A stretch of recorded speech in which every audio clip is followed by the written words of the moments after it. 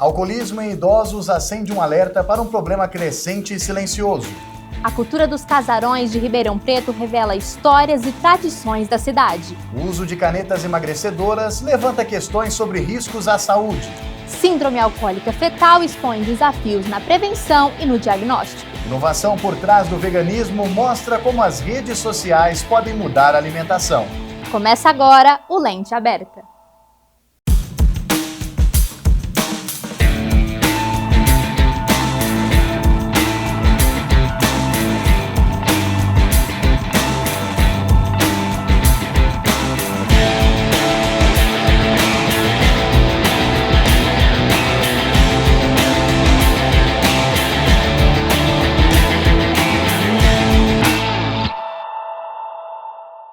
Uma pesquisa do Datafolha realizada em abril deste ano mostra que metade da população brasileira consome álcool. Entre os idosos, o índice ainda assim é elevado. 35% das pessoas com mais de 60 anos relatam o consumo.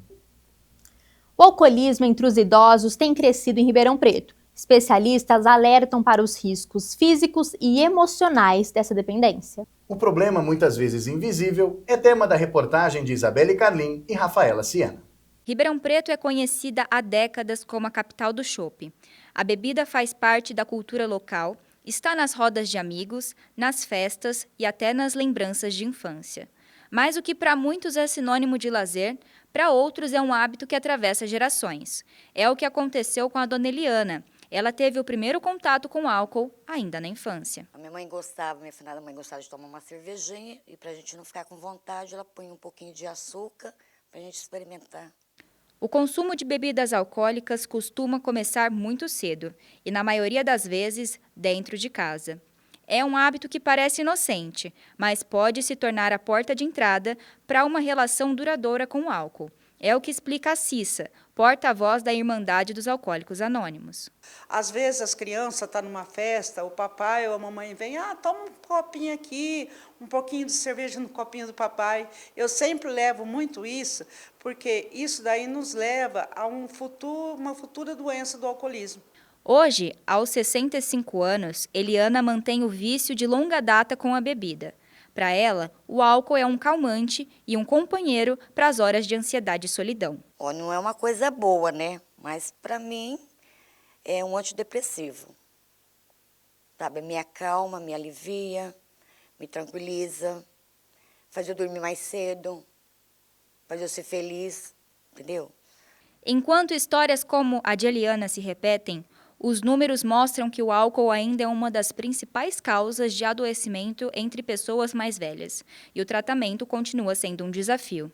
De acordo com o Centro de Informações de Saúde e Álcool, 51% das mortes por alcoolismo no Brasil são em pessoas com mais de 55 anos. Enquanto em todo o país as internações por alcoolismo aumentam, aqui em Ribeirão Preto a procura por tratamento ainda é pequena. Cerca de 1.200 pessoas procuraram por atendimento médico em 2024, segundo o CAPS Álcool e Drogas de Ribeirão. Um dos participantes do grupo de alcoólicos anônimos que prefere não se identificar conheceu o álcool ainda criança e conviveu com a dependência por décadas. Hoje, encontra no grupo um novo começo. Eu sou do mato, sou da roça. E lá na roça, bebida, pelo menos do tempo meu lá, de criança já comecei a ter contato com bebida, né? Acredito que 10, 11 anos já. Porque eu... Lá naquele tempo, né, eu não sabia que eu já tinha predisposição para ser portador dessa doença. Uma doença incurável, progressiva e fatal. De acordo com o psicólogo e coordenador do CAPS Álcool e Drogas, o alcoolismo é uma doença que entre os idosos o impacto é ainda mais grave que o restante da sociedade. E a busca por ajuda, muitas vezes, acontece tarde demais. Eu acho que o uso de álcool torna a pessoa mais vulnerável a ter diversos problemas de saúde, né? Como tanto problemas clínicos, né, então hipertensão, diabetes, problemas renais, problemas hepáticos, como também transtornos mentais. Inclusive, no caso do idoso, né, quadros demenciais, perda de memória, confusão mental. Mesmo com tantos impactos, o alcoolismo ainda é cercado de estigma. O preconceito e o medo de julgamento afastam muitos idosos dos serviços de saúde e retardam o início do tratamento. A gente ainda tem na nossa sociedade um julgamento muito moral. Então as pessoas ainda veem o alcoolismo como um problema, uma fraqueza, um problema de caráter, e é uma doença que qualquer pessoa pode desenvolver. A gente tem uma sociedade que é muito permissiva ao uso de álcool, inclusive estimula em muitas situações. Quando o álcool deixa de ser parte da festa e passa a preencher o silêncio, o problema deixa de estar no copo e passa a morar na solidão. Em Ribeirão Preto, o brinde mais urgente é por consciência e um recomeço possível. Pode prestar atenção, a grande maioria, a melhor pessoa do mundo, é carinhoso, é carismático, é alegre, bebeu. É a pior do mundo, né? Então tira a bebida, tira essa parte negativa, né, que é o álcool, e sobra um ser humano melhor. Em Ribeirão Preto, os casarões continuam contando parte da história da cidade. Com novas atividades culturais, educativas e sociais, esses espaços mantêm viva a memória local e reforçam a importância da conservação do patrimônio histórico como forma de valorizar a identidade ribeirão-pretana. Você confere os detalhes na reportagem de Érica Proença e Lucas Fagundes. Faz 3 anos que eu faço aula aqui no Palace e é incrível. E fazendo algo que eu amo, é muito especial. É um ambiente assim bem adequado para quem gosta de estudar, se preparar para uma prova, ou até mesmo querer ler um livro, que também é um ambiente bem silencioso para essa situação. Eu frequento aqui há 3 anos, mais ou menos. A gente tem um clube de leitura que é 6.0. No coração de Ribeirão Preto, prédios históricos preservados oferecem serviços para a população. A Biblioteca Sinhá Junqueira e Centro Cultural Palace são exemplos dessas construções que seguem vivas, transformando a vida das pessoas. Para esse historiador, a conservação dos prédios e o uso ativo pela população representam muito para a memória da cidade. Quando você não tem apenas a preservação, mas você tem uma utilidade ou uma utilização social, olha, isso passa a ter uma importância formidável, né? Uma importância realmente de destaque, porque a população vai estar mais próxima, a população vai frequentar esses espaços, vai ter uma receptividade ou um acolhimento nesses espaços. Cada detalhe desses casarões remonta à história de uma cidade e também um período arquitetônico do século passado. Para a secretária de Cultura da cidade, são muitos desafios quando se pensa na preservação desses espaços. A gente tem aí uma questão mesmo da manutenção dessa história, vinculada ao cuidado do próprio patrimônio em Ribeirão Preto, porque acho que a preservação dessa história é importante e muito significativa, então manter viva em atividade. O Centro Cultural Palace recebe em média 1.500 pessoas por semana com diversas atividades. Aqui, por exemplo, nesse salão centenário, no passado funcionava um antigo restaurante. Hoje é espaço de arte, cultura e palco para vários artistas. Para a coordenadora do Palace, o espaço cultural oferece muitos serviços para as pessoas, mas grande parte da população ainda desconhece. Curso de música, né, instrumentos musicais, musicalização, coral, a gente tem aula de dança, desde o balé, hip hop, dança afro-brasileira, a gente tem aula de artes, desenho, xilogravura, pintura, então todas essas atividades, essa gama, essa riqueza cultural que a gente proporciona aqui para a cidade, são atividades totalmente gratuitas, né, e que as pessoas ainda desconhecem. A poucos metros dali, outra construção centenária também reflete a história e a cultura da cidade. A antiga residência de Sinhá Junqueira, uma das figuras mais marcantes da elite cafeeira do século passado, se transformou em um espaço de convivência e aprendizado. Mais do que um ambiente de leitura, a Biblioteca Sinhá Junqueira é um ponto de encontro entre a cultura e a história de Ribeirão Preto. O prédio, que já foi residência de um dos casais mais influentes do século passado, hoje abriga um acervo de livros, exposições, oficinas e atividades abertas ao público. Preservar esses espaços significa mais do que conservar a arquitetura antiga. É manter viva a cidade construída sobre a arte, a educação e a memória coletiva. Cada restauração e cada atividade realizada nesses prédios ajudam a reforçar o sentimento de pertencimento e a valorizar as histórias que formam a identidade de Ribeirão Preto. Para Dilma, isso é crucial. O que é importante é sempre ter uma estrutura, sempre assim, mantida, né, para que as pessoas possam vir até esse local. Para mim tem muita ligação a estrutura do local, como foi feita, e também a história da cidade. A movimentação diária nesses espaços mostra como a preservação dos casarões vai além da estética.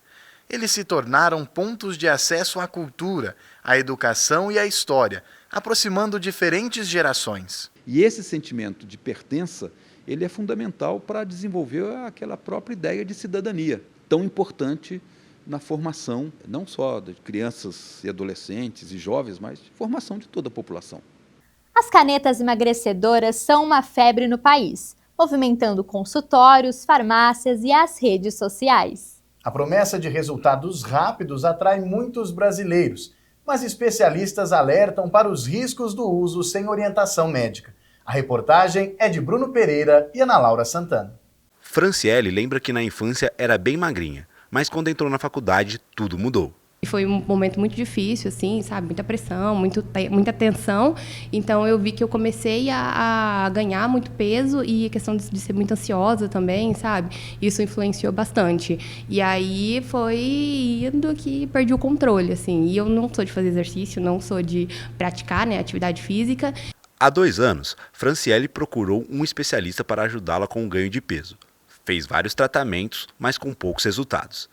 A nova indicação foi o uso das chamadas canetas emagrecedoras. Eu comecei há 3 meses, mais ou menos, a usar a caneta.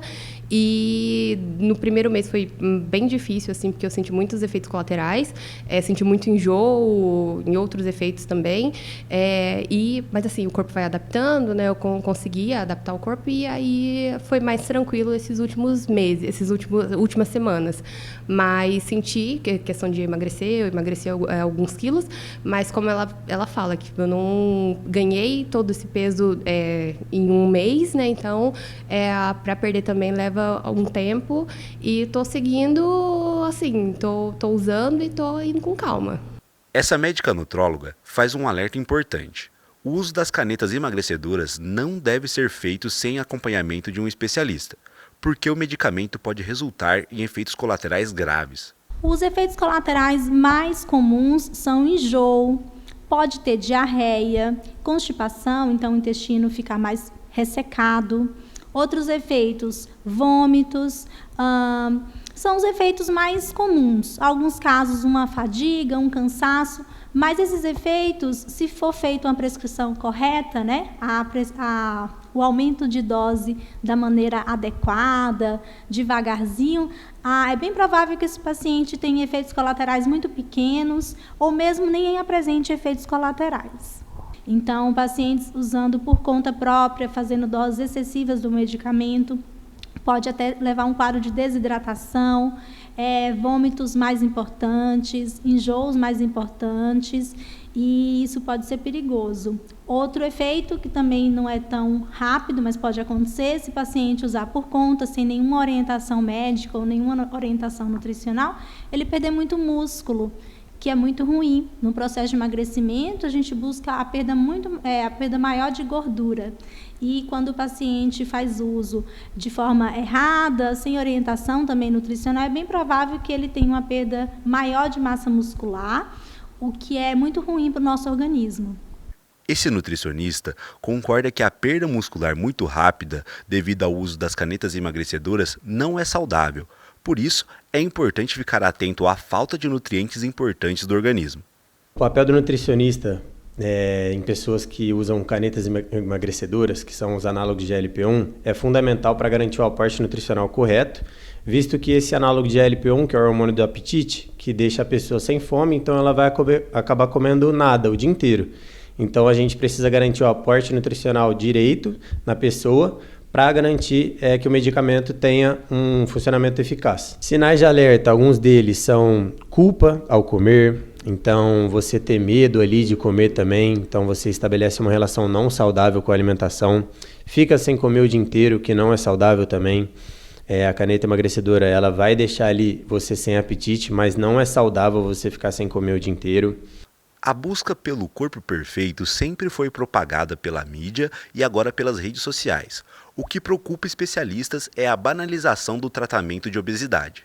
Com certeza, dieta milagrosa é o que a gente mais escuta, tanto aqui no consultório como em rede social, porque quem não quer emagrecer 5 quilos em uma semana, então é o que a gente mais vê em rede social, mas até pode funcionar alguns métodos aí que as pessoas fazem em redes sociais, porém esses métodos não são duradouros, então às vezes você vai fazer algum desses métodos aí e vai ter o efeito rebote, você vai ganhar todo o peso que você já estava, então não são formas saudáveis de você emagrecer, vamos dizer assim. Então a gente deve, a partir de agora, falar em medicamentos para o tratamento da obesidade, porque o termo canetas emagrecedoras, isso acaba reforçando o estigma, o preconceito que ainda tem muito forte contra o tratamento da obesidade. E no próximo bloco você vai conhecer os impactos da síndrome alcoólica fetal, uma condição evitável, mas que ainda afeta muitas famílias.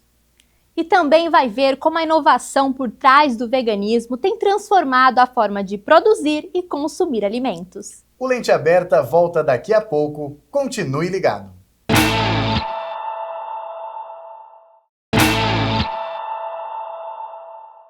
De acordo com o Ministério da Saúde, a estimativa é que 1 a cada 1.000 nascimentos apresentam a síndrome alcoólica fetal. Mas ainda existe subnotificação da doença, o que dificulta o rastreio dos dados. Para alertar a população a respeito dessa síndrome, que é a única evitável, existe uma campanha de prevenção. Ribeirão Preto é parceiro desse movimento e oferece suporte na prevenção, diagnóstico e acompanhamento. Quem traz mais informações são os repórteres José Renato França e Maria Souto. Você acha que grávida pode ou não beber durante a gravidez? Não, não pode. Por que não? Porque eu acho que tanto prejudica a criança como ela e a gestação também. Eu acho que não, é muita falta de responsabilidade beber durante a gravidez. Não, bebida nem sal não pode beber, ainda mais com gravidez. Não. Por que não? Porque corre risco, né, da criança de pegar alguma coisa. As pessoas sabem que é melhor evitar o álcool durante a gravidez, mas mesmo assim, o consumo da substância ainda continua. Conhece alguém que bebeu já durante a gravidez? Já conheço. Já aconteceu alguma coisa com essa criança? Graças a Deus não, mas ela estava ciente dos riscos. A minha esposa bebia. Algumas pessoas. Uma das consequências do hábito de beber durante a gravidez é a síndrome alcoólica fetal, conhecida por SAF. Ela é responsável por diversas alterações irreparáveis. Segundo esse pediatra, a ingestão de álcool durante a gravidez compromete o desenvolvimento e funcionamento do cérebro do bebê. E esse álcool que atinge o feto, ele causa diversas alterações. Alterações anatômicas, então defeitos cardíacos, fissura labial, fissura palatina, defeitos dos membros, braços, pernas, defeitos do cérebro, que é a parte mais grave. Então nós temos uma complicação do uso do álcool na gestação, da exposição fetal, que são as alterações anatômicas, na verdade, que é isso que eu estou descrevendo para você. E a gente tem a parte que altera o cérebro e o neurodesenvolvimento. O maior problema que a gente tem do uso do álcool, se a gente pegar para resumir, ele causa deficiência intelectual. De acordo com pesquisas, cerca de 120 mil crianças nascem com a síndrome alcoólica fetal ao redor do mundo. Segundo especialistas, não existe dose segura de álcool durante a gravidez. Para as crianças que nascem com a síndrome, Ribeirão Preto oferece acompanhamento pelo Centro Especializado de Reabilitação, o CER2 na DEF. Aqui são desenvolvidas atividades de estimulação e atendimentos multiprofissionais desde a maternidade. O diagnóstico, como qualquer doença, qualquer transtorno, ele é sempre baseado numa anamnese muito bem feita, no exame clínico do paciente e no acompanhamento desse paciente. Então, no caso do CER na DEF, a gente recebe esses pacientes não com diagnóstico fechado, da síndrome alcoólica fetal, mas a gente vai receber as mães que usaram álcool durante a gestação. Isso é identificado já na maternidade, aí a mãe e o bebê agendado no nosso serviço, com 1 mês de vida, e aí essa criança vai fazer um acompanhamento com a gente por pelo menos 2 anos. Então, a partir daí é que a gente consegue identificar se há atraso no desenvolvimento infantil, né, se tem algum atraso nessa criança, e aí a gente vai fazendo as intervenções, estimulando a criança.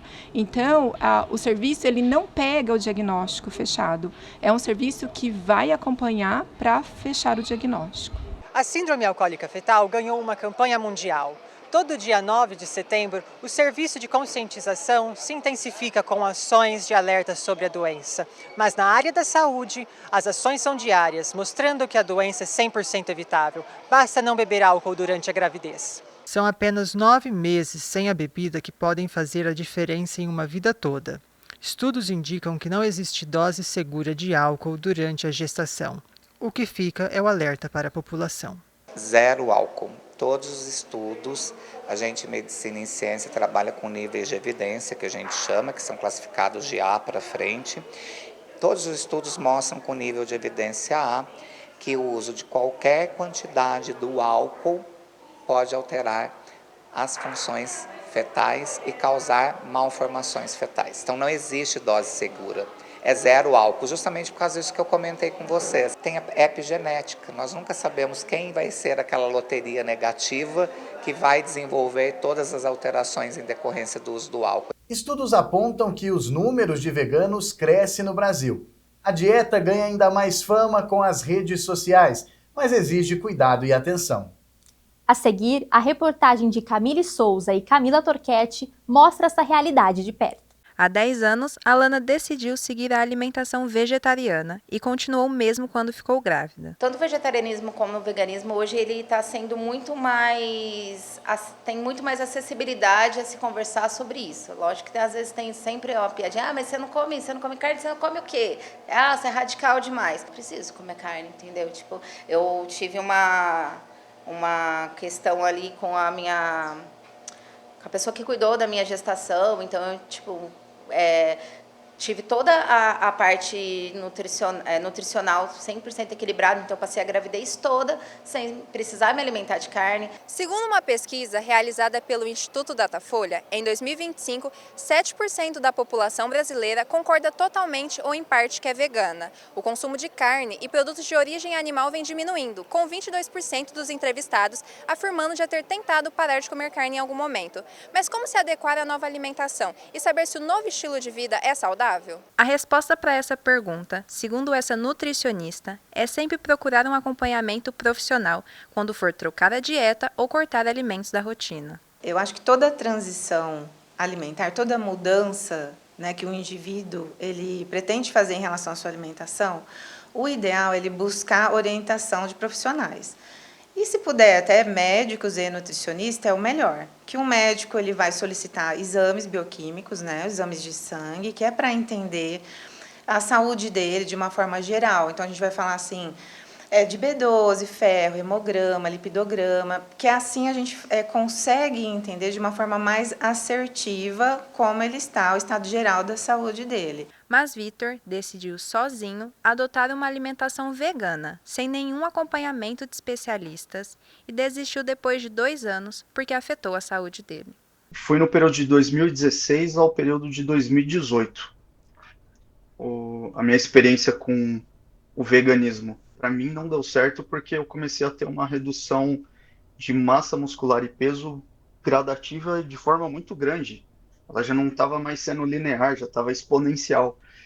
E, enfim, eu era uma pessoa que tinha por volta dos 60 quilos, e eu já tenho o perfil de ser uma pessoa ectomorfa, magra, né? Eu fui parar nos 49 quilos quase, no final da dieta. Cada pessoa responde de forma diferente a uma dieta alimentar. No veganismo, não é diferente. Por isso, é preciso buscar inovar nos alimentos e criar pratos que sejam nutritivos. Se a pessoa não tem uma boa orientação nutricional, ela tem esse bom entendimento dos riscos, ela acaba ficando naquele lugar de base dos carboidratos. Então, ela retira um grupo alimentar ali, que são as proteínas, e ela fica muito na base, né, de pão, né, das raízes ali, né, que são os tubérculos, e acaba ganhando peso e ficando com deficiência de nutrientes, porque a gente vai ter ali nos legumes, nas frutas, as fibras, né, os micronutrientes. A questão de você ter um pouca variedade de legumes, das leguminosas, das oleaginosas que a gente tem, dos grupos alimentares de uma forma ali geral, não precisa de muito. A Lana lembra que quando decidiu seguir a dieta vegana, existiam poucas opções de locais em Ribeirão Preto que ofereciam alimentos sem carne. Então, ela começou a fazer pesquisas e receitas sem adição de proteína animal. E foi aí que uma ideia surgiu: abrir um restaurante. Comecei a pesquisar, fazer as receitas em casa, começar a produzir para mim, né? E aí eu estava grávida, então o desejo era maior ainda. E aí eu comecei a fazer e nisso a gente começou a pensar que talvez poderia comercializar. E aí eu trabalhava muito em feiras artesanais, levava salgado e tudo mais. Comecei com marmitinhas em casa. E aí agora eu estou há 2 anos com o restaurante aberto. Então, tanto na dieta do vegetariano vegano como de um indivíduo digamos assim, normal, que consome todos os macros, o que a gente precisa? É ter carinho com a nossa alimentação. A alimentação, ela é dedicação. Quem começa a se preocupar com a alimentação dessa forma e tem esse olhar, come melhor. Come mais bonito e come melhor. E o Lente Aberta fica por aqui. Até o próximo programa.